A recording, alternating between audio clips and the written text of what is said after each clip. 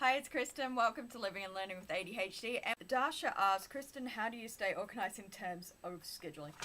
With great difficulty, as do most of us with ADHD. So like I said, I've got the really severe kind of ADHD. Everyone's talking about bullet journaling, but personally it doesn't really work for me. But if you are interested, Jessica has a really great series of videos on how to ADHD. I would just recommend that as a starting point for ADHD resources because it's really, really good. The man who actually created the bullet journal, Ryder Carroll, also has ADHD. So she's interviewed him and there's a bunch of videos there on how to set up a bullet journal if that's sort of the path you're wanting to go down. But for me, having severe ADHD, I use something called the planner pad, and I'm going to do a proper video on this.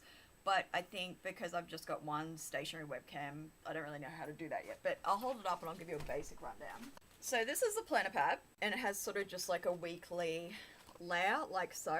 And if you're a girl like me and you have lots of stuff in your handbag, it needed to be something really durable, and it's got a bit of a spine along here and I was worried that might bend. So what I did was I got some plastic book contact from Officeworks and I sort of trimmed it to suit. It was a little bit too big for an A5, so I got A4 and kind of folded it in and made it fit so it's, you know, quite durable.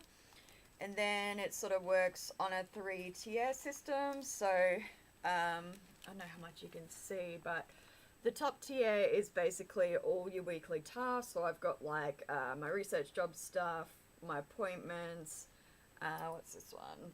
Chores, sort of bigger around the house jobs. And then for the YouTube channel, down here I list all my jobs for that. That's the first tier, so you sort of write the jobs out in full.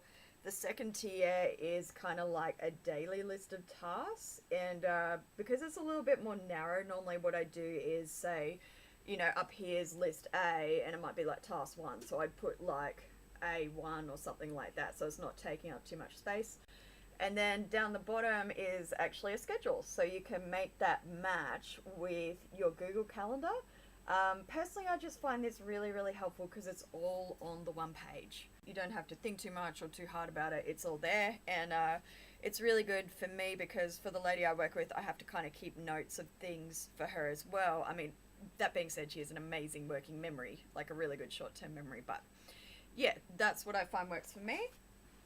Another thing that I found as well was to get a plastic cover, because often I'd be like, what if I forget the planner pad and I don't bring it home and that kind of thing.